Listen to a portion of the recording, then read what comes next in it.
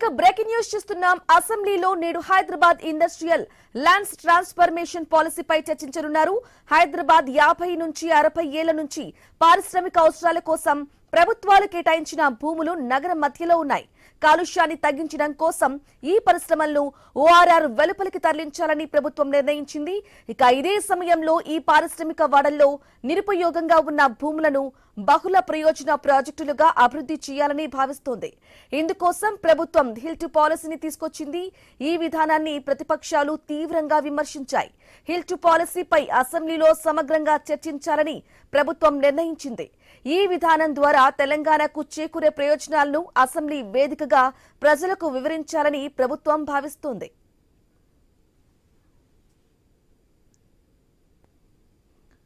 రైట్గా అసెంబ్లీలో hill to పాలసీపై నేడు చర్చ అయితే జరగనుంది. ఇదే విషయానికి సంబంధించి లేటెస్ట్ అప్డేట్స్ అందించడానికి మా ప్రతినిధి ఏవై స్వామి ఫోన్ ఇన్ ద్వారా అందిస్తారు. ఏవై స్వామి.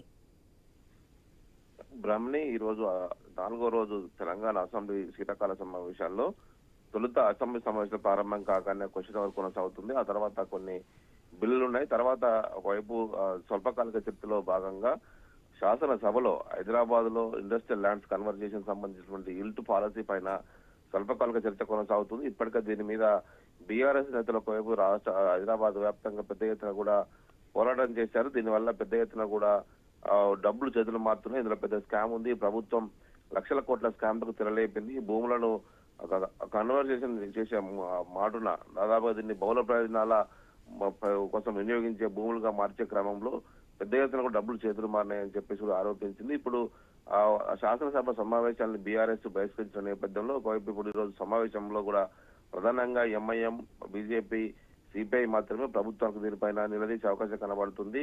ఒకవైపు రాష్ట్ర ప్రభుత్వం కూడా ఎందుకు దీన్ని మార్చాల్సిందో వచ్చిందో అనే విషయం కూడా ఒకవైపు వెల్లడించే అవకాశం కనబడుతుంది. ఒకవైపు ఇప్పటికే మంత్రి శ్రీధర్ బాబు, అదేవిధంగా సీఎం రేవంత్ రెడ్డి గతంలోనే దీనిపైన పూర్తి వివరణ ఇచ్చినప్పటికీ కూడా దీని మీద శాసనసభ వేదికగా పూర్తిస్థాయి చర్చ పెట్టాలి. హైదరాబాద్ కోర్ అర్బన్ ఏరియాలో ఉన్నటువంటి ఏదైతే పరిశ్రమలు ఉన్నాయో వీటినన్నింటినీ కూడా ఔటర్ రింగ్ రోడ్ అవతలకి తరలించాలని చెప్పేసి ప్రభుత్వం ఆలోచన చేసింది. ఒకవైపు అనేక కాలుష్యకారక పరిశ్రమలు నగరం ఉండడం వల్ల జనానికి ఇబ్బంది అవుతుంది. దాన్ని తరలించి నగరం వెలుపల ఏర్పాటు చేయడంతో కాలుష్యం నుంచి ప్రజలు రక్షించవచ్చు. మరోవైపు వాటి వల్ల వచ్చినటువంటి ప్రయోజనాలతో రిజిస్ట్రేషన్ ఫండ్స్ ఛార్జెస్ ద్వారా 4-5 వేల కోట్లు ప్రభుత్వానికి ఆదాయం వస్తుందని చెప్పేసి కూడా ప్రభుత్వం భావిస్తుంది.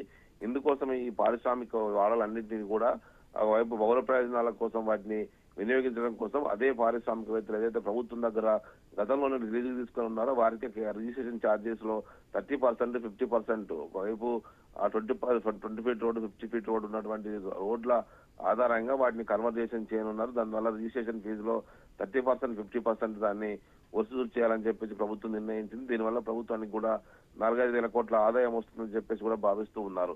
అందులో భాగంగానే ఈ పాలసీని తీసుకొచ్చామని ప్రభుత్వం చెప్తున్నప్పటికీ కూడా ఒకవైపు దీని వెనుక పెద్ద ఎత్తున కూడా భారీ స్కామ్ దాగి ఉన్నదని చెప్పేసి కూడా ఒకవైపు బీఆర్ఎస్ కావచ్చు ఇతర పార్టీలు ఆరోపిస్తూ ఉన్నాయి. బీజేపీ ఆరోపిస్తుంది. దీనికి సంబంధించి ఈ రోజు శాసనసభ వేదికగా ఈ పాలసీ పైన వాడివేడి చర్చ కొనసాగే అవకాశం అయితే ఉన్నది. బ్రాహ్మణి. రైట్ స్వామి, thank you for the updates.